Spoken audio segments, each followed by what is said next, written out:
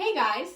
Today I'm going to be highlighting the 3 stages of grape berry growth using my visual models. Stage 1 of the berry development is called the first phase of rapid berry growth and lasts a period of about 3 to 4 weeks. This phase typically begins immediately after bud break with bloom. Bloom likely occurs around the middle of May in California when flower clusters called inflorescence appear on the grapevines. In this step, some of the flowers on the inflorescence will be pollinated. In the next step, called berry set, the pollinated flowers will begin to develop a berry skin to protect its growing seed, while the flowers that have been left unfertilized will not produce fruit and will instead fall off the vine. Berry set is also important because it will determine the vineyard's average crop yield. Temperature and the amount of light the berry is exposed to during stage 1 will also play a large role in the growth and the size of the berries. If the weather is too hot, above 95 degrees, or the crop is heavily shaded during the first stage of development, the grapes will most likely produce smaller berries and a smaller yield overall. The grape berries will grow due to cell division and cell enlargement.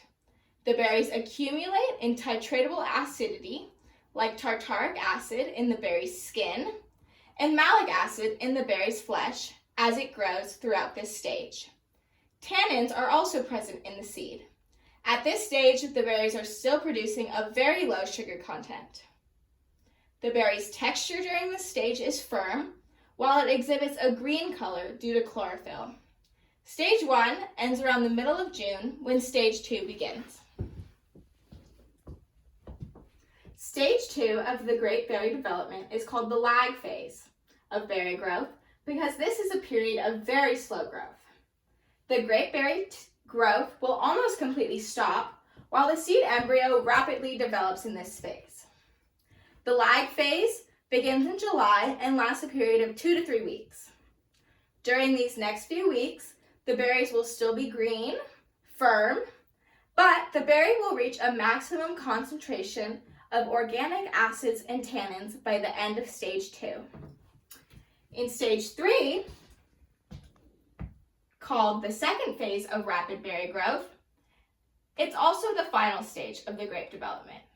It'll begin when the grapes enter veraison, which is a French term for berry softening. During veraison, a period of 6 to 8 weeks, the berry will enlarge 2 times its previous size, and the berries will begin to soften.